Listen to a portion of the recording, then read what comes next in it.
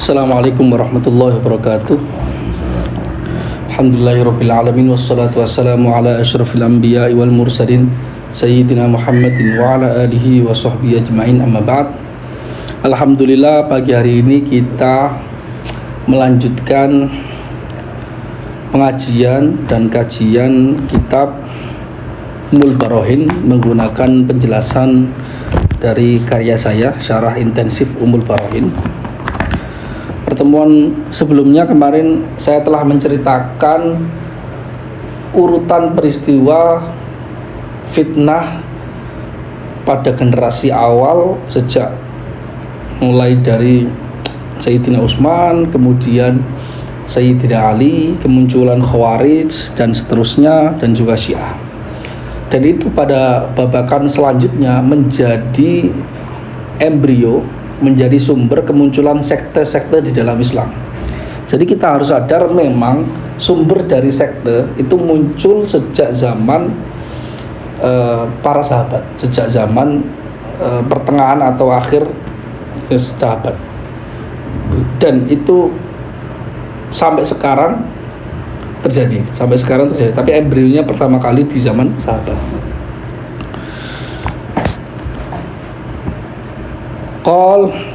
Muncul kelompok lain yang berlebihan mengaku mencintai Sayyidina Ali karramallahu wajhah. Mereka disebut sebagai Syiah. Jadi kelompok yang melihat konflik antara Sayyidina Ali dengan Muawiyah, kemudian mendukung Sayyidina Ali, kelompok itu disebut sebagai Syiah. Syiah sendiri itu artinya golongan atau pendukung atau fans lah. Yang mana sebenarnya Syiah di zaman awal itu dimensinya hanya politik. Jadi kelompok sahabat, baik tabi'in dan juga sahabat, yang mereka itu mendukung sikap politiknya Sayyidina Ali, itu kelompoknya sebagai Syiah. Dan ini mayoritas, sejujurnya mayoritas. Karena kelompok yang mengkafirkan Sayyidina Ali sekaligus Muawiyah itu Khawarij sedikit, nggak banyak. Mayoritas mereka mendukung Sayyidina Ali.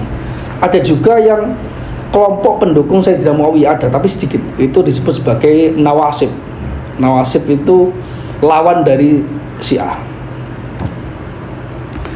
Khawarij dan Syiah terus berkembang mengajarkan ideologi mereka. Jadi Khawarij, Syiah itu awalnya murni konflik politik.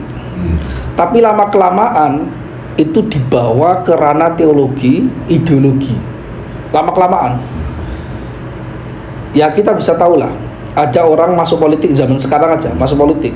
Kalau dia semakin mendalam di sana, sudah merasa bahwasanya partai dia itu partai yang paling benar, yang lain salah dalam hal kebijakan. Itu lama-kelamaan menjadi ideologi, lama-kelamaan jadi teologi.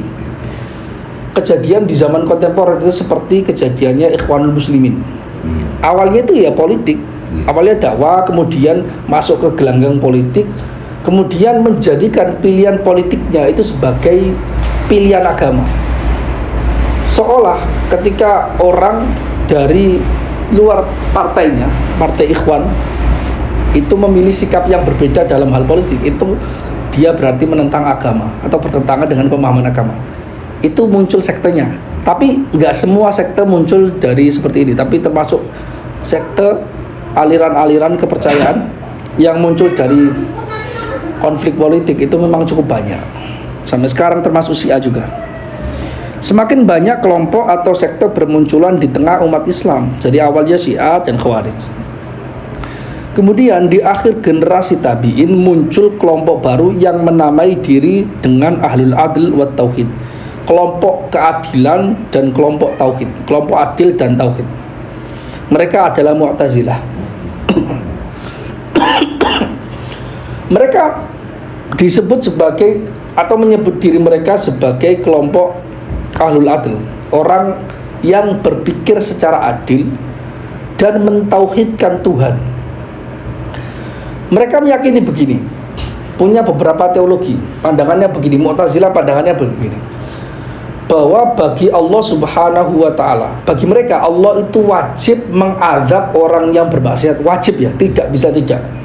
Dan bagi Mu'tazilah Allah wajib memberikan pahala kepada orang yang taat. Itu mereka anggap sebagai keadilan. Jadi bagi mereka tidak seperti Ahlussunnah. Ahlussunnah menyatakan bahwasanya Allah boleh. Ketika ada orang bermaksiat, kita tidak bisa memastikan dia pasti diazab oleh Allah, nggak bisa. Itu tergantung masyiat, kehendak Allah. Kalau Mu'tazilah enggak, keadilan Tuhan itu harus diterapkan dan itu disematkan pada Tuhan sebagai sebuah keadilan. Mereka berpikir kalau ada orang maksiat kemudian ada orang taat, disamakan nasibnya dan Tuhan tidak wajib mengazab orang yang bermaksiat, maka di mana keadilan Tuhan? Itu salah satu pemikirannya. Kemudian mereka juga menamai diri mereka sebagai ahlu tauhid yang mengesahkan Tuhan, karena mereka berpandangan bahwasanya Tuhan itu entitas yang tunggal berupa zat tanpa memiliki sifat. Bagi mereka ketika Tuhan memiliki sifat, maka entitas Tuhan itu berbilang, ada zatnya, ada sifatnya. Ada zatnya dan ada sifatnya. Dan itu sebenarnya terpengaruh dengan pemahaman dari para filsuf, terutama Ibnu Sina dan sebagainya, tapi kemudian dimodifikasi. Karena itu beda dengan kita. Ketika Ahlussunnah mengatakan bahwa Allah maha berkuasa dengan kuasa, maha berkehendak dengan kehendak, maha melihat dengan penglihatan, ya, maha mendengar dengan pendengaran. Pendengaran bukan telinga, penglihatan bukan mata, beda lagi. Tapi itu sebuah sifat. Tapi mereka enggak. Allah berkuasa dengan zatnya. Itu ciri-ciri mereka, ya. Allah berkehendak dengan zatnya. Semuanya dikembalikan kepada zat, bukan kepada sifat. Itu mereka berpandangan demikian. Mereka ingin lari dari apa yang disebut sebagai ta'addud al-qudama. Ta'addud al-qudama itu berbilangnya sesuatu atau entitas yang qadim, yang tidak ada awalnya, itu kita nyebut sebagai azali qadim. Mu'tazilah mengatakan begini, jika Tuhan itu memiliki sifat, maka sifatnya itu wajib qadim, karena tidak mungkin sifat Tuhan itu tidak qadim. Dan kita akhirnya menemukan banyak hal yang qadim, zatnya qadim, sifatnya qadim. Dan kita tahu sifat Tuhan itu nggak satu, banyak, berarti banyak sekali hal yang qadim. Ini bertentangan dengan tauhid kata Mu'tazilah. Kalau kita Ahlussunnah wal Jamaah nggak harus seperti itu, wahai Mu'tazilah. Kenapa? Karena yang qadim zatnya, sifatnya juga qadim, karena tidak mungkin ada sifat ada pada zat yang malah sifatnya itu hadis baru, sedangkan zatnya itu qadim. Itu tidak mungkin. Nah, terus yang kamu hindari, wahai Mu'tazilah, dari terjadinya ta'addud al-qudama, berbilangnya sesuatu yang qadim, ini sebenarnya tidak terjadi. Karena kita sendiri mengetahui, misalnya ada orang memiliki fisik tubuhnya, dia memiliki banyak sifat. Dia panjang, pintar, terus berkulit coklat. Itu kan sifatnya banyak, tidak menyebabkan zat seseorang itu menjadi banyak, kan? Kita hanya mengatakan bahwasanya orang itu satu, memiliki banyak sifat. Sebagaimana sifat di alam makhluk ini tidak menyebabkan banyaknya zatnya, berbilangnya zatnya, demikian juga Tuhan. Kita memahami seperti itu. Jadi Tuhan itu zat yang qadim, sifatnya qadim. Sifatnya yang banyak ini tidak menyebabkan zat itu, zat Tuhan itu banyak. Tidak ada Tuhan kedua, Tuhan ketiga, enggak ada. Karena sebenarnya mereka memang tujuannya untuk mentanzih, untuk memurnikan atau menyucikan Tuhan dari tandingan. Ingin menghindari seperti pemahaman orang Buddha. Ada dewa api, dewa, ya, Buddha, Hindu ada dewa api, dewa gunung, kemudian dewa peperangan, dewa kesuburan. Itu mereka anggap sebagai Tuhan-Tuhan itu sendiri, dan sesekali mereka berperang. Yunani juga kan gitu kan. Ada dewa Zeus, Poseidon, ada dewa-dewa apa laut kayak gitu. Itu yang sebenarnya menghindari. Tapi itu yang mereka hindari. Tapi itu nggak terjadi di Islam, karena kita meyakini bahwasanya itu hanya semacam tajalli. Bahwasanya Allah itu menguasai segala hal. Yang menciptakan langit dan bumi itu Allah dengan sifat kuasa dan kehendaknya. Ya kan? Yang menciptakan manusia juga Allah dengan kuasa dan kehendaknya. Yang menciptakan api membakar, gunung sebesar itu, perputaran alam semesta, rotasi bumi, rotasi matahari, galaksi dan sebagainya, itu Tuhan. Itu hanya tajalli atau aplikasi, atau istilahnya itu ketika Tuhan menghendaki ini maka terjadinya ini, ketika Tuhan menghendaki ini maka terjadi ini. Jadi tidak menyebabkan banyak dewa. Jadi Tuhan itu satu, menguasai segala hal. Sifat-sifatnya banyak, itu dari sudut pandang bahwasanya sifat ini jika dikaitkan dengan kekuasaan maka kita menyebutnya sebagai kuasa. Tapi hakikat kuasanya apa kita nggak tahu. Seperti itu sebenarnya. Jadi nggak ada dewa kesuburan, dewa nggak ada. Yang ada itu malaikat. Malaikat ditugaskan oleh Allah untuk menyebarkan hujan, ya kan? Ada mencabut nyawa, ada yang mengantarkan wahyu. Tapi semuanya diberi kekuatan oleh Allah dan juga diciptakan oleh Allah. Tidak menyebabkan Tuhan itu ganda. Tetap Tuhan itu satu. Pemahamannya kita seperti itu.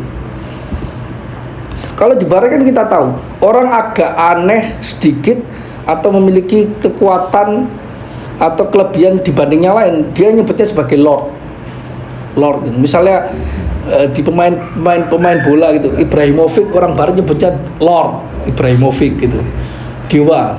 Messi punya kelebihan seperti itu disebut sebagai dewa, bahkan mau diusulkan jadi agama seperti Maradona, ada agama yang nabinya adalah Maradona.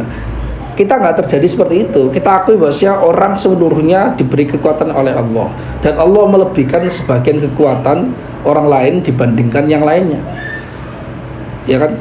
Sebagaimana para rasul, ada yang diberi kekuatan seperti ini, ada yang diberi kemampuan seperti ini, ada yang diberi kekuatan yang paling tinggi dibanding yang lain seperti Nabi Muhammad.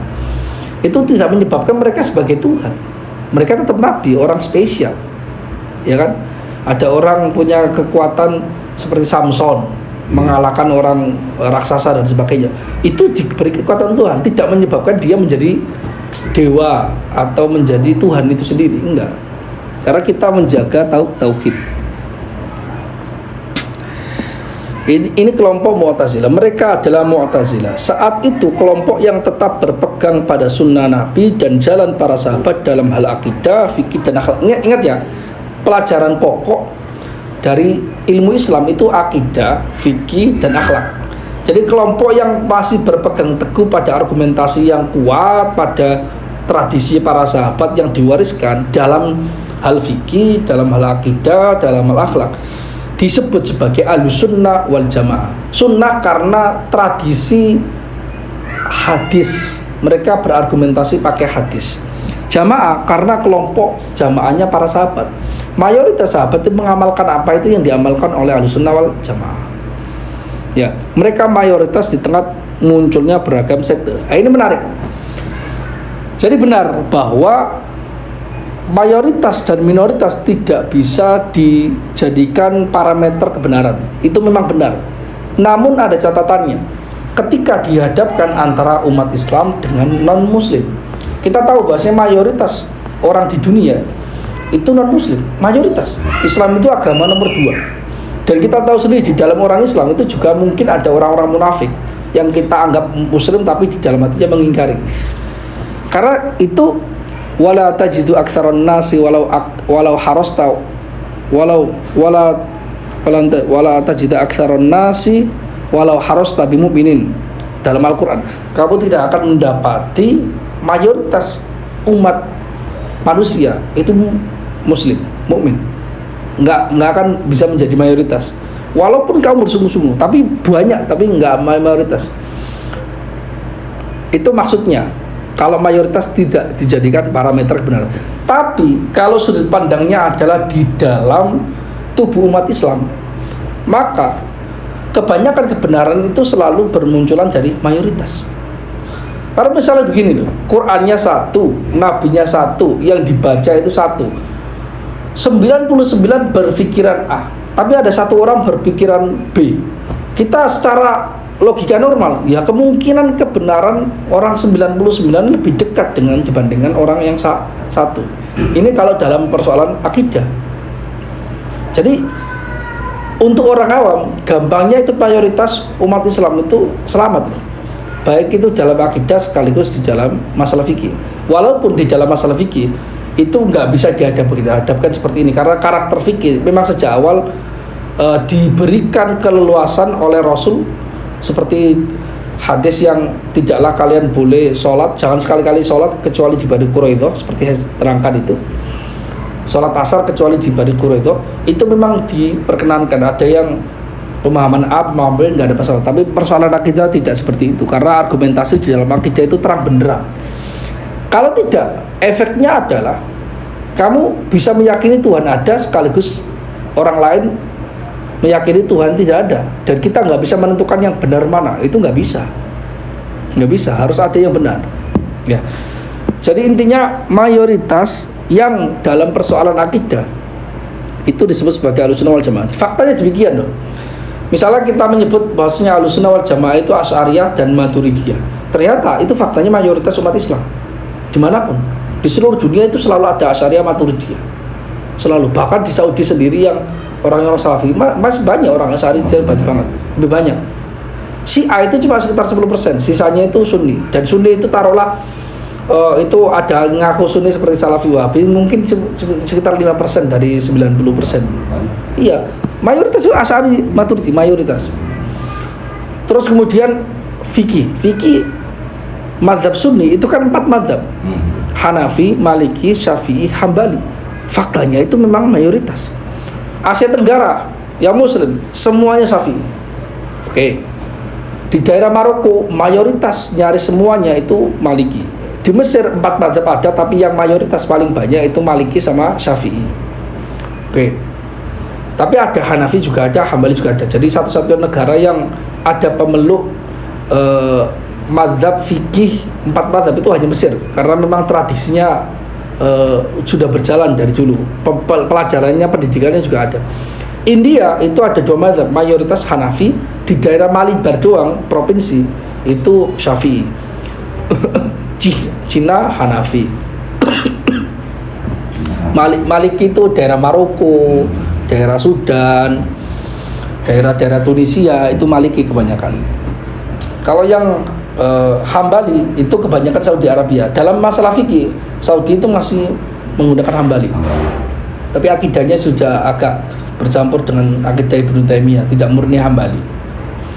Ya, mereka mayoritas di tengah munculnya beragam sekte. Jadi meskipun kita tahu buahnya sekte, ada Mu'tazilah, Jabariyah, Qadariyah, Syiah, tapi tetap mayoritas Ahlussunnah wal Jamaah. Mayoritas, itu fakta. Bahkan diakui oleh orang-orang Wahabi. Mereka misalnya mereka belajar akidah Wahabi dari Saudi Arabia terus balik ke Indonesia misalnya, mereka pasti akan menemui dan merasakan, kok kanan kiri saya itu maulidan ya, kok hanya saya nggak maulidan, itu pasti merasakan. Tapi mereka selalu mengatakan, ya ini kan sebagai implementasi hadisnya Rasul,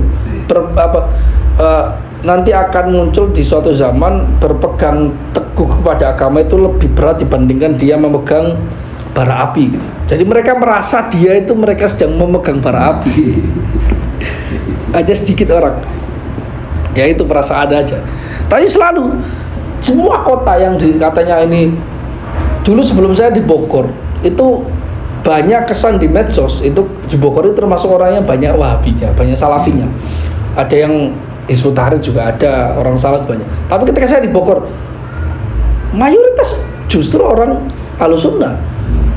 Majelis-majelis sholawatan itu di mana-mana, majelis maulid itu di mana-mana. Bahkan orang cangkruan itu lebih banyak daripada orang Salafi di Bogor itu. Orang-orang yang suka ngopi itu jauh lebih banyak dibandingkan orang Salafi. Iya kan? Jadi kesan doang. Oh di sana itu banyak orang Salafi. Ternyata dikit, kita cek itu. Emang nggak banyak orang-orang itu. Nyebelin iya, cuma emang faktanya itu nggak banyak. Jadi kita selalu secara faktual, baik secara survei atau faktualnya kita cek di lapangan, itu selalu mayoritas di Indonesia ya. Kemudian di antara aswaja ada ulama yang disibukkan untuk menghalau syubhat akidah lewat argumentasi akal dan wahyu. Mereka disebut sebagai mutakallimin. Jadi kan gini, tadi keilmuan Islam itu akidah, syariah atau fikih, kemudian tasawuf ya.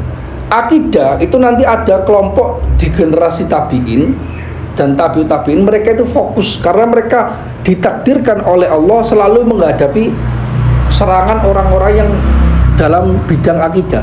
Mereka sibuk memahami ini, mereka disebut sebagai mutakalim. Bukan berarti mereka gak berfikih yang benar, enggak, tetap, tapi mereka fokus di situ. Jadi semacam spesialisasi. Seperti Abul Hasan Al-Asy'ari terkenalnya dalam akidah, padahal beliau juga bermadzhab Syafi'i. Ya kan? Nah, kelompok ulama yang memang disibukkan untuk mempertahankan akidah umat Islam agar tetap menjadi Ahlussunnah wal Jamaah seperti akidahnya para sahabat, itu disebut sebagai mutakallimin, mutakallim Ahlussunnah wal Jamaah.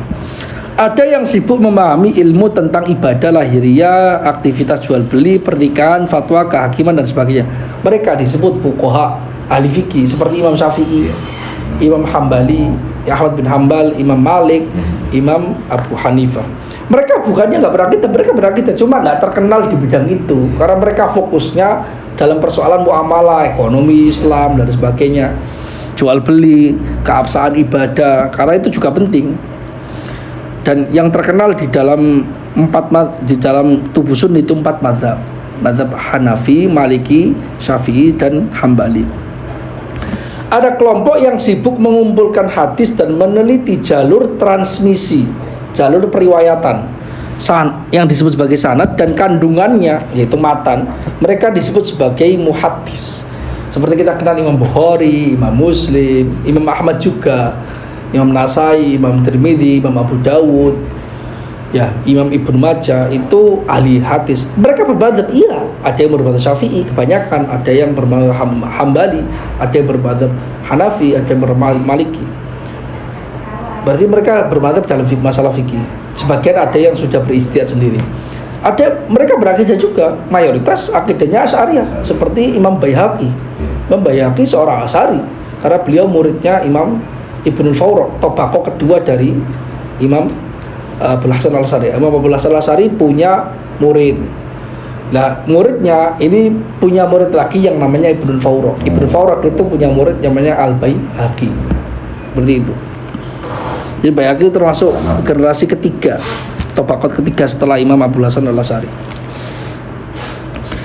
Ada kelompok yang menyibukkan diri untuk beribadah, membersihkan hati dari kotoran dan menghiasinya dengan sifat terpuji, yaitu kaitannya dengan tasawuf. Mereka adalah kaum sufi. Maka muncul Junaid Al-Baghdadi, Ma'ruf Al-Qarhi, Bishr Al-Hafi. Itu generasi tabi'in banyak. Haris Al-Muhasibi. Haris Al-Muhasibi itu sezaman dengan Imam Ahmad Ibnu Hanbal.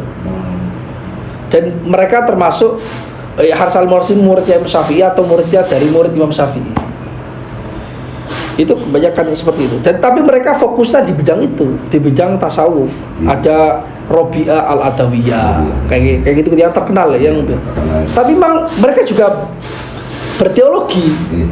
Akidahnya Ahlussunnah wal Jamaah. Mereka juga bermadzhab, ada yang bermadzhabnya Imam Ahmad bin Hambal, Syafi'i dan sebagainya. Tapi mereka terkenalnya di bidang tasawuf. Sufi ya, orang sufi. Fikih yang diambil hukumnya dari Al-Quran dan Sunnah banyak terjadi khilafiyah karena perbedaan sudut pandang dan metodologi yang berbeda. Jelas ya, jadi fikih itu memang sudut pandangnya banyak. Dan memang banyak. Misalnya Imam Abu Hanifah mengatakan bahwasanya wudhu tidak wajib niat. Kalau kita nggak sah. Kalau wudhu tanpa niat, kita batal wudhunya. Kalau Imam Abu Hanifah enggak, karena tujuan dari wudhu kata Imam Abu Hanifah itu kan membersihkan sesuatu, meninggalkan kotoran itu tidak butuh niat karena sesuatu yang kaitannya dengan meninggalkan nggak butuh niat. Misalnya ente nggak mencuri, masa perlu niat saya niat nggak mencuri? Nggak perlu. Meninggalkan zina, saya nggak perlu nih, saya mau niat untuk meninggalkan zina, nggak butuh. Jadi sesuatu yang karakternya meninggalkan dalam bahasa fikih disebut sebagai at-tark atau at-turuk, itu tidak butuh niat. Lah wudhu kan membersihkan, meninggalkan kotoran, jadi tidak butuh niat. Tapi kalau mazhab Syafi'i sudut pandangnya, wudhu ini bukan sekedar meninggalkan kotoran, tapi juga ada nilai ibadahnya. Karena buktinya dia hanya disyaratkan untuk ibadah sholat dan yang membutuhkan wudhu, tidak disyaratkan yang lain. Ente beriman, wajibkah punya wudhu? Enggak. Ada orang Kristen mau masuk Islam, kita syaratkan wudhu dulu? Enggak. Masuk Islam aja. Itu berarti wudhu itu memang ibadah khusus yang disyaratkan untuk pelengkap ibadah yang lain. Maka sesuatu yang ibadah membutuhkan pembeda. Itulah niat. Makanya wudhu diwajibkan harus nih ya. Salah satu argumentasi mereka. Jadi perbedaan sudut pandang itu selalu ada. Di samping juga memang ada hadis-hadis yang mendukung mazhab Syafi'i dan juga mendukung mazhab Abu Hanifah. Dan itu nggak bisa dilepaskan ya. Selalu ada perbedaan pendapat. Qunut itu antara yang sunnah atau tidak sunnah, itu wajib atau selalu terjadi, nggak ada masalah. Mazhab Syafi'i qunut ketika subuh itu sunnah, nggak sampai batal kalau ditinggal, enggak, bukan haram, bukan wajib, tapi sunnah. Tapi mazhab Hanafi enggak, mazhab Hambali juga enggak. Qunut subuh itu enggak ada, kecuali qunut nazilah. Qunut nazilah disepakati itu ada ya. Jadi itu masalah fikih, masalah syariat biasa. Hingga muncullah mazhab-mazhab untuk memahami hukum yang terkandung dalam Al-Quran dan Sunnah. Empat mazhab itu yang terkenal. Tapi bukan hanya 4 mazhab, ada 4 mazhab yang lain di luar 4 Ahlus Sunnah wal Jamaah. Cuma itu bukan mazhab Sunni dalam arti itu diamalkan bukan oleh mayoritas ulama Sunni. Ada mazhab Ja'fari, mazhabnya orang-orang Syiah. Ada mazhab Ibadhi yang dia itu turunan dari Khawarij, tapi ada kemiripan dengan mazhab Syafi'i juga. Ada Zaidiyah, ada juga mazhab Syiah juga. Syiah itu ada mazhab Ja'fari sama Zaidi. Terus ada mazhab Dhahiri. Mazhab Dhahiri itu Ibnu Hazm, Abu Dawud al-Dhahiri. Ada pengikutnya tapi nggak banyak. Tapi yang paling mayoritas 4 mazhab itu. Di Indonesia itu mengakui 4 mazhab. Meskipun yang diamalkan mayoritas itu adalah satu mazhab, yaitu mazhab Syafi'i. Tapi mengakui mazhab yang lain. Dalam beberapa kasus mereka berpindah mazhab, nggak ada masalah. Kalau kita tidak atau kesulitan mengamalkan mazhab Syafi'i dalam hal tertentu, kita berpindah mazhab sementara, nggak ada masalah. Dengan niat berpindah atau tanpa niat. Misalnya orang haji dalam mazhab Syafi'i itu kan bersentuhan dengan lawan jenis ketika tawaf. Itu kan problem sekali, bisa membatalkan wudhu. Sedangkan jarak tempat wudhu dengan lokasi tawaf itu jauh sekali, susah, berat sekali. Maka dianjurkan ya udah ikut aja mazhab Maliki yang tidak membatalkan wudhu hanya dengan bersentuhan dengan lawan jenis.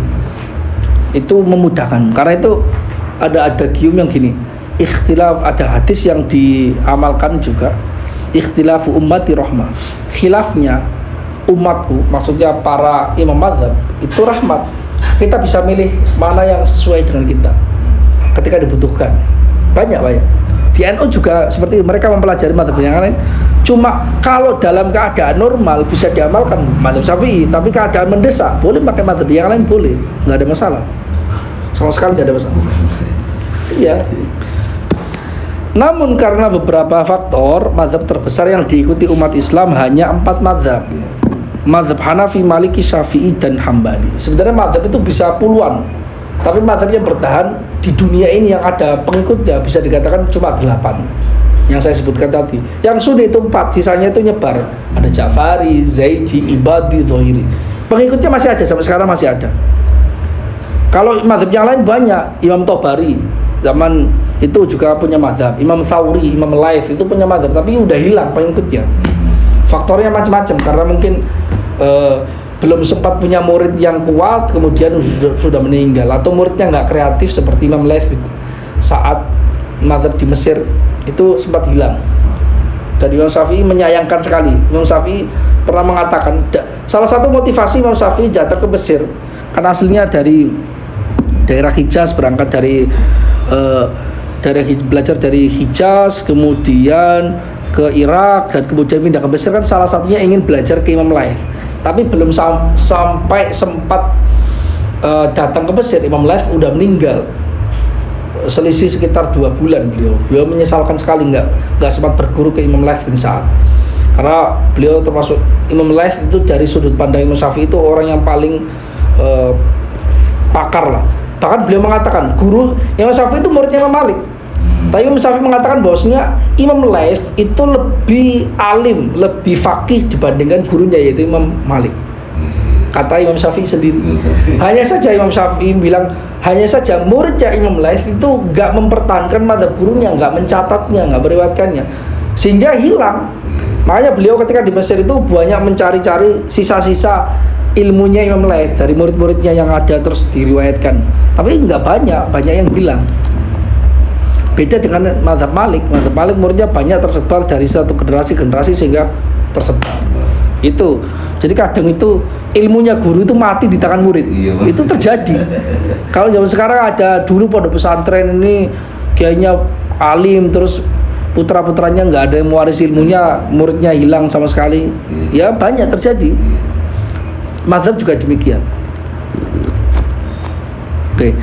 Meski para pendirinya, yaitu pendiri mazhab 4 ini terkenal kemampuan fikihnya, namun melihat biografi mereka, diyakini mereka juga mendalam dalam persoalan akidah, keilmuan hadis dan tasawuf. Sebenarnya Syafi'i itu menguasai semuanya, cuma mereka fokusnya di bidang fikih saja. Dalam akidah juga ada riwayat-riwayat yang menunjukkan mereka pakar di bidang akidah. Hadis apalagi, tasawuf juga terlihat dari makalah-makalah mereka semuanya. Tapi mereka fokusnya di bidang fikih karena memang tuntutan yang dihadapi, yang mereka alami setiap harinya itu kebutuhan mendesaknya itu fikih, maka mereka fokus di bidang itu. Jadi Allah itu mentakdirkan orang umat Islam itu tidak ahli di dalam satu bidang saja. Beda dengan Nabi Muhammad. Nabi Muhammad itu kuat, semuanya bisa, semuanya ada. Para sahabat yang besar-besar, khulafaur rasyidin semuanya ada. Fikihnya ngambil dari sana, hadisnya dari sana, akidahnya dari sana, tasawufnya juga lengkap. Tapi semakin lama semakin kekuatan umat Islam itu semakin lemah, tapi digantikan oleh jumlah dan kuantitas. Maka energi umat itu seharusnya itu disebar. Ada yang pakar di bidang fikih, biasa-biasa saja dalam bidang akidah. Ada yang bidang akidah pakar, bidang fikih biasa-biasa saja. Tapi untuk yang dasar-dasar itu seharusnya dikuasai seluruhnya. Jangan terlalu bodoh atau buta dalam bidang fikih, akidah, tasawuf. Minimal keahlian apa? Itu dalam bidang agama ya. Dalam bidang umum juga Allah menghendaki demikian. Allah tidak menghendaki umat Islam itu semuanya pakar ahli agama. Nanti siapa yang bisa engineering, kedokteran, siapa? Nggak mungkin. Karena umat Islam kan semakin lama semakin banyak, harus energinya itu disebar untuk kemaslahatan bersama. Jadi ada kepakaran, ada spesialisasi.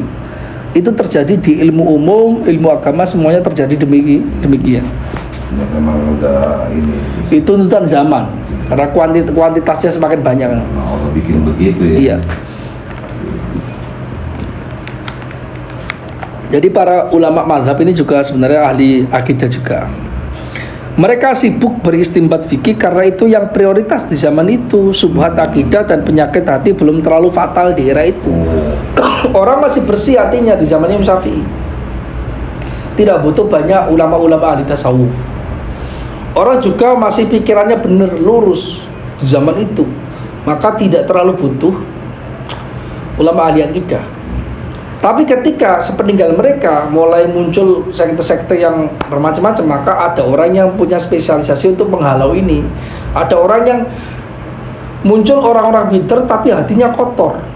Dia tidak bisa ma'rifat kepada Allah, tidak memiliki sifat cinta kepada Allah, dzauq, syauq atau rindu kepada Allah. Dia tidak memiliki tidak memahami makom roja, tidak memahami makom khauf. Maka muncul tokoh-tokoh yang memang mendalami di bidang itu. Spesialisasi. Setelah kemangkatan 4 imam mazhab, subhat akidah merebak luas. Para ulama penerus 4 mazhab akhirnya sebagian menyibukkan diri untuk membela keyakinan akidah Ahlussunnah wal Jamaah. Pada babakan selanjutnya, pembelaan akidah berada pada 2 tokoh mazhab yang sangat kuat, yaitu Imam Abul Hasan al-Asy'ari yang bermadzhab fikih Syafi'i dan Imam Abu Mansur al-Maturidi yang bermadzhab fikih Hanafi. Jadi generasi kemunculan Imam Abul Hasan Al-Asy'ari dan juga Imam Abu Mansur Al-Maturidi itu satu zaman loh. Satu zaman. Sezaman. Dan mereka tidak pernah bertemu.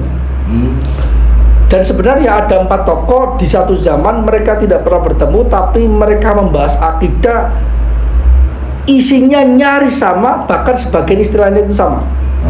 Itu membuktikan bahwasanya itu bukan karangan mereka, tapi mereka hanya mengkodifikasikan, mengumpulkannya. Itu adalah ajaran yang diwariskan turun-menurun dari sebelumnya sampai dari sahabat. Siapa itu? Pertama, Imam Abu Ja'far At-Tahawi, orang Mesir. Dia memiliki kitab akidah yang disebut sebagai akidah At-Tahawiyah. Beliau bermadzhab Hanafi. Kalau sampai sekarang masih dibaca, dan kita punya syarat ke sana juga. Itu nggak pernah bertemu dengan Imam Abul Hasan Al-Asy'ari. Kemudian ada lagi di daerah Maroko, itu Ibnu Abi Zaid Al-Qairwani dari Qairwan. Itu punya kitab Ar-Risalah. Itu isinya ya tentang akidah juga. Nggak pernah bertemu, tapi pembahasannya akidah. Abul Hasan Al-Asy'ari di Irak, nggak pernah bertemu dengan ulama yang 2 sebelumnya atau 3 yang lain. Nggak pernah bertemu, tapi mereka membahas akidah. Kemudian Abu Mansur Al-Maturidi di daerah Uzbekistan. Makamnya juga di sana. Itu nggak pernah bertemu. Nah, ada 4 tokoh di satu zaman, ya, mereka membahas persoalan yang sama dengan bahkan sebagian istilah-istilahnya sama. Nggak pernah bertemu sama sekali, nggak pernah bertemu, tapi mengajarkan yang sama. Itu bukti bahwasanya mereka ajarannya itu bukan bersumber dari mereka sendiri, tapi sebelumnya ada pusat yang sama, yaitu para sahabat. Tapi yang selanjutnya itu melebur, dan yang paling besar itu Asy'ariyah sama Maturidiyah, Abul Hasan Al-Asy'ari dan Abu Mansur Al-Maturidi, karena muridnya itu kuat untuk mempertahankan itu, mengembangkan ilmu gurunya, ya kan? Jadi itu yang menarik. Pengikut mereka berdua menjadi mayoritas dan terkenal sebagai aswaja untuk membedakan dengan kelompok berakidah Mu'tazilah dan yang lainnya. Karena Ahlu Hadis dan Sufiyah, kelompok ahli Sufi, tidak berbeda akidah dengan Asy'ari dan Maturidi, mereka pun masuk kepada kelompok aswaja ini. Jadi ulama Sufi itu kita nggak bisa katakan bahwasanya mereka itu bukan Ahlussunnah wal Jamaah. Mereka Ahlussunnah wal Jamaah. Hanya saja mereka fokusnya di bidang pembersihan hati. Tapi mereka kalau ditanya Tuhan itu ada, ya ada lah. Tuhan itu apakah bertempat? Ya enggak bertempat. Tuhan memiliki sifat, ya Tuhan memiliki sifat. Terbukti dari tulisan-tulisan mereka sendiri. Itu berarti mereka memang fokus di bidang tasawuf, tidak fokus di bidang akidah, tapi ternyata akidahnya sama. Karena orang kan tidak harus menguasai semuanya, dan tidak mampu juga untuk menguasai semuanya, ya. Seperti itu. Kemudian perkembangan mazhab akidah aswaja. Tadi itu perkembangan yang sebelum-sebelumnya itu saya terangkan alur sejarah kemunculan sekte-sekte mulai dari zaman sahabat, kemudian kenapa muncul kepakarannya berbeda dalam masalah fikih, dalam masalah akidah, dalam masalah tasawuf. Itu karena sejarahnya demikian. Nah, kemudian saya menerangkan terkait dengan dinamika yang ada di dalam akidah sendiri. Tidak membahas masalah fikihnya, tidak membahas tasawufnya, karena ini kitab akidah, ya. Ummul Barain membahas akidah. Karena itu saya fokuskan di dalam perkembangan mazhab akidah aswaja. Dalam bidang akidah aswaja diwakili 2 kelompok besar, yaitu Asy'ariyah dan Maturidiyah. Maturidiyah itu kebanyakan di daerah-daerah yang bermadzhab Hanafi. Uzbekistan, India, Pakistan, Cina, daerah sebagian Iran, daerah Azerbaijan, kebanyakan gitu. Pokoknya daerah-daerah yang bermadzhab Hanafi itu kebanyakan Maturidiyah. Karena memang Abu Mansur Al-Maturidi itu juga bermadzhab Hanafi, mengikuti Imam Abu Hanifah sebenarnya. Tapi di luar itu kebanyakan Asy'ari. Yang bermadzhab Maliki, Syafi'i, Hambali itu kebanyakan Asy'ari. Ada sebagian Hambali, mazhab Hambali yang tidak Asy'ari, tidak Maturidi. Itu ada, tapi nggak banyak. Kedua mazhab tak memiliki perbedaan yang signifikan, hanya perbedaan ringan yang mudah ditakwil untuk dipertemukan. Ada perdebatan-perdebatan kecil yang nggak terlalu signifikan, tapi mereka berbeda pendapat, itu aja. Sedikit, nggak banyak. Itu karena masalah ini memang furu'ul aqidah, cabang dari akidah yang pokok. Tapi dalam masalah pokok mereka sama. Mereka meyakini Tuhan itu qadim azali alam semesta, itu hadis atau baru, tidak ada perbedaan. Itu yang pokok. Tapi dalam persoalan apakah sifat Tuhan itu sifat ma'ani itu 7 atau 8, itu perbedaan. Apakah ada sifat yang disebut sebagai sifat takwin, sifat al-idrak, nanti kita bahas. Itu mereka berbeda pendapat. Terus persoalan ketika orang yang hidup di tengah-tengah Nabi, antara Nabi Isa dan Nabi Muhammad, itu dianggap sebagai al-fatrah, atau orang yang hidup di masa kekosongan Nabi. Apakah mereka selamat di akhirat atau tidak? Itu terjadi perdebatan juga. Asy'ari memandang ya itu selamat karena nggak ada Nabi, karena nggak ada hujah argumentasi yang bisa dibangun tanpa adanya Nabi. Karena Nabi itu kan diturunkan fokusnya untuk ke situ sebagai hujjah. Wa ma kunna mu'adzibina hatta nab'atsa rasula.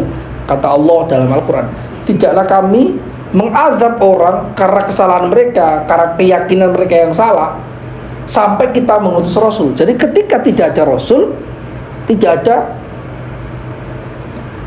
ada pertanggungjawaban. Tidak ada pertanggungjawaban karena nggak ada rasul. Walaupun mereka salah, mereka diampuni karena Allah tidak akan mengutus. Sebagaimana itu nas Al-Quran. Itu mazhab Asy'ariyah yang mayoritas.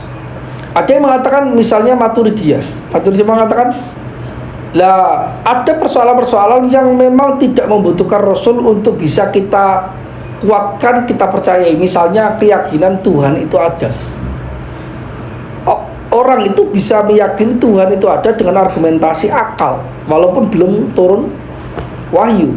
Maka orang yang hidup di zaman fatrah, zaman kekosongan Nabi, tapi mereka percaya Tuhan ada, mereka selamat. Tapi mereka mengingkari Tuhan itu ada, maka mereka nggak selamat. Itu kata Maturidiyah.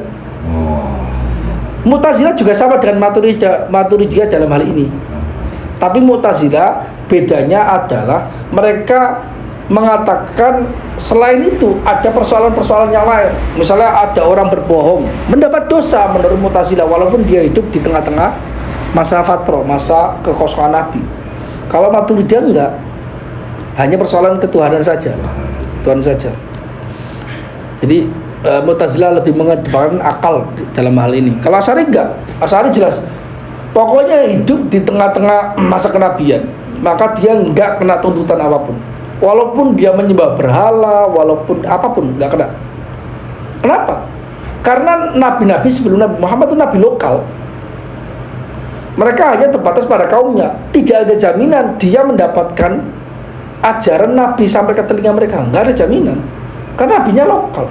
Belum tentu rasul ya, Gus, ya? Belum tentu rasul. Dan memang misalnya gini, Nabi Isa itu hanya efektif ajarannya untuk Bani Israel saja. Di luar itu nggak bisa diamalkan. Nabi Musa, Nabi Dawud, semuanya seperti itu. Yang murni internasional, tidak lokal tapi internasional, global, bahkan sampai akhir zaman itu hanya Nabi Muhammad. Makanya nggak bisa beralasan misalnya orang mengatakan Nabi Muhammad itu nabi untuk kaum Arab saja, karena semuanya masuk kepada ajaran Nabi Muhammad. Tapi kalau di zamannya Nabi Isa atau setelah Nabi Isa meninggal, kita nggak bisa mengatakan, loh, orang di luar bangsa Bani Israel dia tidak mengimani ajaran Nabi Isa. Enggak. Kenapa? Karena memang Nabi Isa diutus untuk kaum Bani Israel, tidak di luar kaum itu. Nah, kaum itu ada nabinya tersendiri atau tidak. Kalau tidak ada nabi, berarti mereka tidak ada tuntutan walaupun hidup sezaman dengan Nabi Isa. Ketika Nabi Isa ada di daerah Bani Israel, misalnya di Indonesia udah ada manusia juga, tapi ada nabi nggak di sana? Belum tentu ada. Maka tidak ada ajaran di sana, maka mereka dia maafkan oleh Allah. Karena Allah mengatakan tidak akan mengadab sampai mengutus Rasul yang valid untuk mereka, yang efektif untuk mereka, ya kan? Seperti itu. Imam Abul Hasan Al-Asy'ari giat membela akidah, pengikutnya sangat banyak, penerusnya secara bersambung meneruskan dan mengembangkan mazhab Asy'ari seperti Ibnu Mujahid. Ibnu Mujahid itu muridnya Imam Abul Hasan Al-Asy'ari. Ketika muncul Imam Al-Baqillani, Imam Baqillani itu setelah Ibnu Fawraq. Setelah Ibnu Fawraq. Setelah Al-Baihaqi juga. Oh enggak, setelah Al-Fawraq. Sezaman dengan Ibnu Fawraq kalau enggak salah. Ketika muncul Imam Al-Baqillani, beliau merapikan mazhab Asy'ari. Imam Baqillani itu mazhabnya Maliki. Maliki ya. Beliau merapikan mazhab Asy'ari dengan menambahkan premis-premis rasional. Ini karena di eranya bukan hanya Mu'tazilah sebagai lawan, namun juga kelompok falasifah, kelompok filsuf. Begini, semua kajian akidah itu pembahasannya disesuaikan dengan zaman. Misal gini, sebelum zaman Nabi atau ketika zaman Nabi, orang persoalan akidah itu nggak terlalu banyak. Maka Nabi menjawabnya sesuai dengan kebutuhan. Karena ilmu akidah, ilmu kalam, ilmu akidah itu obat. Obat itu nggak mungkin dimunculkan dengan dosis yang tinggi ketika penyakitnya dosisnya rendah. Tidak butuh. Ya, kalau tidak ada orang yang menyembah sapi misalnya, maka tidak perlu kita ngomongkan kemana-mana sapi itu bukan Tuhan, nggak perlu. Tapi ketika muncul orang yang pemikirannya menyembah sapi, menganggap sapi sebagai Tuhan, maka kita perlu tegaskan agar orang awam tidak tertipu mengatakan Tuhan itu tidak layak atau sapi itu tidaklah pantas dianggap sebagai Tuhan. Bukan berarti ajarannya berbeda, tapi konteks zamannya itu spesifikasinya atau artikulasinya berbeda, itu aja. Ketika muncul kaum filsuf yang mana mereka menggunakan logika, ilmu logika yang dari Yunani, kemudian mereka juga berbicara dengan bahasa sains di zaman itu, berbicara soal astronomi. Kemudian ada beberapa poin yang mereka mengatakan bahwasanya kita melihat planet-planet ini bergerak dan tidak ada perubahan. Oh, berarti planet-planet ini, kata orang Yunani, abadi. Mereka kekal abadi dan mereka azali. Lah, dari situ ulama mutakalimin merespon, tidak mungkin dia azali. Karena kalau dia azali, maka dia sama dengan Tuhan. Dan memang faktanya sebagian kelompok filsuf itu menganggap bahwasanya planet-planet yang dilihatnya zaman itu pakai tanda teropong zaman itu seperti memiliki sebagian sifat ketuhanan. Memang faktanya demikian.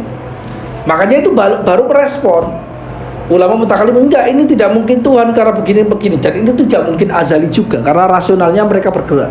Segala sesuatu yang bergerak pasti memiliki permulaan. Coba, ini kaidah rasional yang kadang itu karena kita tidak mendalam pikirannya, kita nganggap itu masa sih segala hal yang bergerak itu pasti dia baru. Karena begini, gerakan itu adalah perubahan, ya kan? Perubahan itu peralihan dari kondisi sebelumnya menuju kondisi setelahnya. Misalnya kita lihat mobil, di depan kita ada jalan raya, dilewati mobil. Mobil itu bergerak dari arah Jakarta ke arah Bogor, oke? Bergerak lewat di depan kita. Akal kita itu pasti menyimpulkan pergerakan ini selalu dimulai dari satu titik pertama menuju ke titik berikutnya, itu pasti, walaupun kita nggak tahu titiknya. Oh, ini bergerak, mobil ini bergerak dari arah Jakarta menuju Bogor. Saya nggak tahu permulaan dia bergerak mobilnya itu di Jakarta mana, atau di kota mana, atau di alamat mana. Yang pasti ada permulaannya lah. Sebagaimana orang mutakalimin melihat alam semesta itu bergerak, berotasi, ada siang dan malam. Nah, pergerakan ini pasti membuktikan ada awalnya. Nah, segala sesuatu yang ada awalnya, ujung di mana sebelumnya nggak ada, itu berarti dia hadis atau bermula. Karena pertanyaannya, ketika dia sebelum ada pada titik awal, berarti dia tidak ada. Siapa yang menciptakan? Dan itu ternyata di zaman sekarang itu malah gampang sekali membuktikannya.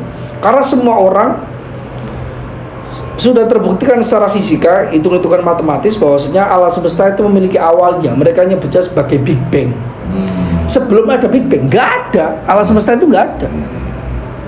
Berarti kalau dia ada, harus ada faktor eksternal yang mendorong dia ada. Faktor eksternal yang mendorong dia ada, itu yang kita sebut sebagai Tuhan. Oke, terlepas Tuhannya itu apa, itu argumentasi yang lain. Tapi kita harus meyakini alam semesta diciptakan. Awalnya tidak ada, sebelumnya ada. Filsuf memandang alam semesta tidak mungkin tidak ada sebelumnya, selalu ada terus menerus. Karena ada waktu yang mana waktunya itu azali, waktunya itu eternal. Ya, itu kita kritik. Karena kalau meyakini ada alam semesta yang dia terus menerus ada tanpa pernah tidak ada, itu sama saja kita mengatakan dia tandingan Tuhan. Itu yang pertama. Kedua, kalau tidak pernah tidak ada, maka bisa dikatakan dia mustahil sekarang ada. Karena kalau tidak, maka kita seperti ini. Gerakan ini atau perubahan ini, misalnya saya berasal dari bapak saya dari bapaknya, bapaknya dari bapaknya, bapaknya dari bapaknya. Harus ada manusia pertama sebagai sumber dari saya. Kalau kita katakan itu tidak ada manusia pertama yang muncul, artinya dia terus menerus ada bersama dengan Tuhan, mustahil saya itu ada. Karena kalau ditarik mundur harus ada ujungnya memutus dia. Kalau tidak ada ujungnya, maka tidak mungkin ada saya. Karena saya tergantung bapak saya tergantung terus. Kalau sebelumnya nggak ada terus, maka tidak ada. Misalnya gini loh, saya mencontohkan, tapi nantilah itu argumentasi eksistensi Tuhan ini nanti saya jelaskan. Jadi Imam Baqillani itu yang mulai merapikan karena tantangan zamannya berbeda. Mulai muncul kelompok filsuf yang menggunakan bahasa-bahasa intelektual, bahasa-bahasa logika, astronomi dan sebagainya untuk meyakini keyakinan yang berbeda dengan akidah ulama Ahlussunnah wal Jamaah, akidah umat Islam. Maka mereka terdorong untuk mengkritik itu dengan argumentasi yang rasional juga, dengan menggunakan bahasa mereka juga. Sama seperti sekarang ada orang mengingkari eksistensi Tuhan dengan bahasa-bahasa sains misalnya. Maka ulama mutakallimin juga belajar sains mengingkari itu. Oh, ternyata sainsnya nggak berbicara itu. Kamu menyimpulkan dengan kecenderungan kamu, padahal sainsnya itu nggak membuktikan apapun. Sains itu hanya membuktikan fenomena alam semesta. Tapi ketika alam semesta nggak ada, itu nggak dibicarakan oleh sains, karena sains itu hanya berbicara soal materi. Tapi pembicaraan soal Tuhan yang non materi itu bukan domain sains, di luar domainnya sains. Kemudian muncul Imam Al-Haramain yang mengembangkan metode Al-Baqillani. Ia menulis karya Asy-Syamil, nama judul kitabnya, yang kemudian beliau ringkas menjadi Al-Irsyad, kemudian juga diringkas lagi menjadi Aqidah Nizamiyah. Beliau menjadi rujukan paling agung dalam akidah di era itu. Imam Haramain itu guru langsungnya Imam Al-Ghazali. Beliau menjadi guru besar di Madrasah Nizamiyah. Madrasah Nizamiyah itu ada dua, ada di Naisabur sama di Baghdad. Ya, beliau menjadi guru di daerah Baghdad kalau nggak salah. Madrasah Nizamiyah yang dipimpin Imam Haramain era itu menjadi pusat studi ilmu fikih dan akidah. Kebetulan itu pusat studi mazhab Syafi'i juga. Makanya ulama-ulama Syafi'i besar muncul dari Madrasah Nizamiyah, sekaligus teolog-teolog besar. Mercusuar kemajuan pendidikan teologi di zamannya. Murid Imam Haramain paling populer adalah Imam Al-Ghazali. Ia menjadi penerus pembelajaran mazhab Asy'ari. Di tangan Al-Ghazali, mazhab Asy'ari semakin dikembangkan, difungsikan bukan hanya untuk mengatasi Mu'tazilah, namun juga para falasifah seperti Ibnu Sina, Al-Farabi dan sebagainya. Oke. Al-Ghazali menggunakan piranti ilmu logika. Oke, saya pikir menjelaskan Al-Ghazali itu nanti karena cukup panjang. Oke. Jadi kira-kira seperti itu perkembangannya. Nanti ada kemunculan dari Imam Ghazali nanti sampai ke guru-guru kita, itu ujungnya ke sana. Oke. Silakan, ada pertanyaan silakan. Karena mulai udah adzan. Apa kita kan sering bertentangan nih yang akidah, masalah akidah nih, uluhiyah, rububiyah, asma wa sifat ya. Nah itu Ya. perbedaan pendapat itu apa, kok bisa di ini gitu dikembangkan, malah sekarang diidentikan dengan kelompoknya Wahabi itu kan. Gimana tuh Gus? Coba Gus. Jadi gini, kalau sekedar istilah uluhiyah, rububiyah, asma wa sifat itu nggak ada masalah. Karena kita juga ada istilah asma wa sifat juga di dalam akidah kita. Uluhiyah juga ada, rububiyah juga ada. Yang kita permasalahkan dari orang-orang Wahabi atau Salafi ini terhadap akidah mereka, terutama uluhiyah, rububiyah, itu mereka efek dari pemahaman mereka terhadap uluhiyah, rububiyah. Karena efeknya gini, mereka membagi akidah ini benar-benar pembagian yang bisa membedakan. Pembagian yang bisa membedakan, memunculkan ada orang bertauhid uluhi tapi tidak bertauhid rububi, atau bertauhid rububi tidak bertauhid uluhi. Karena mereka mengatakan orang yang bertauhid uluhi itu harus hanya menyembah Allah. Tapi kalau meyakini Tuhan sebagai pencipta itu bertauhid rububi. Mereka berargumentasi dengan beberapa ayat Al-Quran lahirianya seperti itu, meskipun ini salah. Mereka katakan, andai kata orang-orang kafir Quraisy di zaman Nabi itu ditanya siapa pencipta alam semesta, maka mereka pasti mengatakan itu Allah. Tapi mereka faktanya juga menyembah patung. Maka mereka tidak bertauhid secara uluhi, tapi hanya bertauhid secara rububi. Rububi kaitan dengan penciptaan. Maka kata mereka, efeknya ini, Nabi itu diutus oleh Allah untuk mengajari tauhid uluhi, fokus utama uluhi, rububi tidak. Seolah-olah nggak ada orang ateis di zaman Nabi. Itu salah. Al-Quran itu menceritakan ada orang-orang yang tidak percaya Tuhan. Artinya tidak percaya bahwasanya alam semesta diciptakan oleh Tuhan. Itu hanya pergerakan-pergerakan yang muncul dengan sendirinya. Dalam Al-Quran dikatakan wa ma yuhlikuna illa dar, menceritakan orang ateis zaman itu. Kita hanya dimatikan oleh waktu. Tidak ada yang namanya Tuhan menciptakan kita, menciptakan alam semesta, tidak ada. Tapi kita adalah semacam proses kimiawi, biologi, itu saja. Tidak ada yang lebih dari itu. Itu Al-Quran mengatakan demikian. Berarti kelompok kafir di zamannya Nabi itu banyak. Ada yang meyakini Tuhan ada tapi tidak menyembah Tuhan saja. Tapi ada juga yang tidak meyakini adanya Tuhan sama sekali. Berarti salah kalau mengatakan Nabi tugasnya hanya uluhi saja. Karena mereka membagi ini sebenarnya ingin menyerang orang tawasul sebenarnya. Kata mereka orang tawasul itu meyakini Tuhan sebagai pencipta tapi menyembah selain Tuhan juga, yaitu orang-orang soleh yang udah meninggal. Itu salah. Oh, arahnya ke sana. Arahnya ke sana. Iya. Sebenarnya bukan mengingkari istilahnya, tapi pemahaman mereka yang diarahkan ke orang Islam. Mereka menyebut orang tawasul, ziarah kubur dan sebagainya sebagai orang-orang musyrik. Seperti musyriknya kafir Quraisy. Meyakini Tuhan ada tapi sekaligus menyembah. Padahal kita ziarah kubur bukan menyembah. Kita minta kepada Allah di kuburan itu sebagai wasilah. Bukan sebagai mereka itu Tuhan. Kan itu. Arahnya di sana, arahnya ke sana. Seolah-olah tawasul itu nggak ada contohnya dari Rasul. Padahal contohnya banyak sekali. Jadi seolah kita nggak memurnikan Allah ya. Nah kalau asma wa sifat sendiri itu kan saya sempat ini sih, mereka itu ya apa, golongan dia nih ya, yang 20 sifat ini dibatalin sama dia. Udah jelas-jelas sifat Allah tuh yang 99 katanya gitu. Ya itu dibilang asma wa sifat ya kan. Ya, itu salah paham, salah paham. Sekarang saya tanya gini, Asmaul Husna itu nyebutnya sifat atau asma? Asma kan? Asma gitu. Asma dan sifat itu berbeda. Iya betul. Pertama, di hadisnya itu asma. Walillahil asmaul husna fad'uhu biya.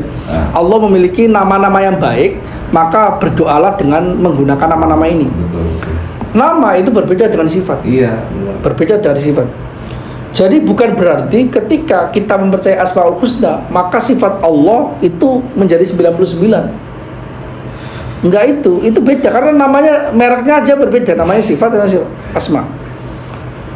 Itu nanti ada pembahasan terkait sifat af'al Tuhan. Itu yang kita sebut sebagai implementasi sifat asma Allah.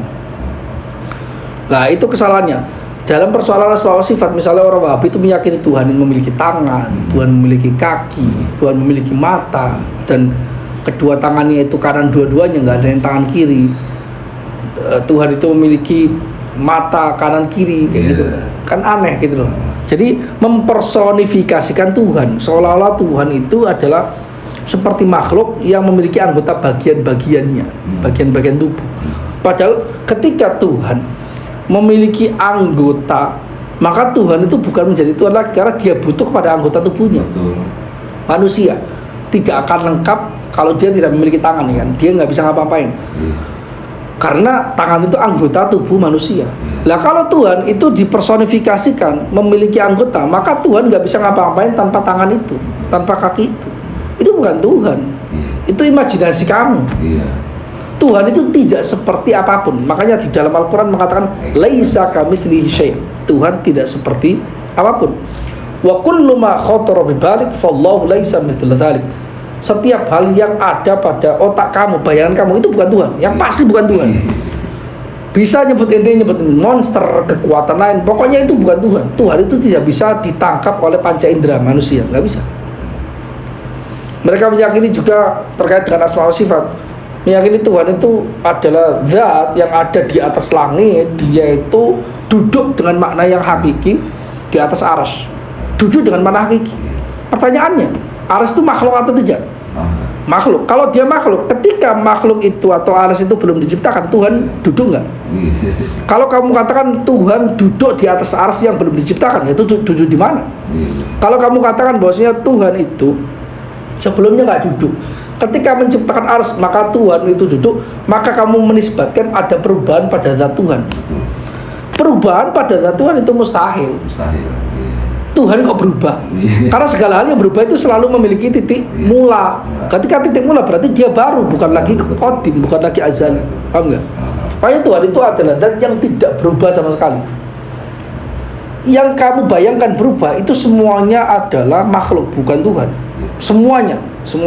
Mustahil Tuhan itu berubah. Tuhan juga tidak terikat ruang dan waktu. Karena ruang dan waktu itu ciptaan Tuhan. Kita manusia nggak bisa berpikir di luar konteks ruang dan waktu, mustahil. Tapi Tuhan itu tidak terkungkung oleh makhluknya. Nah, itu problemnya di situ. Ini sempat saya bilang, nah, kalau ente bisa mensifati asma itu sebagai sifat Allah, nah sekarang bagaimana caranya Ar-Razik yang maha pemberi, ya kalau nggak ada qudrah irodah, nggak ada kuasa kehendaknya, begitu kan? Allah kan masa jadi kayak butuh gitu kan, orang butuh. Sebenarnya kan itu udah ya argumentasinya dia tuh ini banget, Gus. Saya sempat sedikit benar. Ya, terus 20 itu dibatalin sama dia, nggak ada katanya gitu. Wujud kita kayak yang itulah itu bahwa muhalafatul hawadits itu dibatalin. Ya ini yang itu ada jelas. Ya salah satunya tadi nih mungkin dari Mu'tazilah ya, pecahan dari itu ya Wahabi itu. Bukan. Beda lagi. Tapi mereka pemikiran sebagiannya itu ada. Ada kemiripan iya, tapi beda. Tapi nanti kita bahas lebih detail lah ketika masuk. Kalau ini masih sejarah itu khawatirnya nanti nggak masuk ke argumentasi mereka. Betul. Oke, sampai di sini dulu. Terima kasih. Wallahu muwaffiq ila aqwamit thoriq. Wassalamualaikum warahmatullahi wabarakatuh.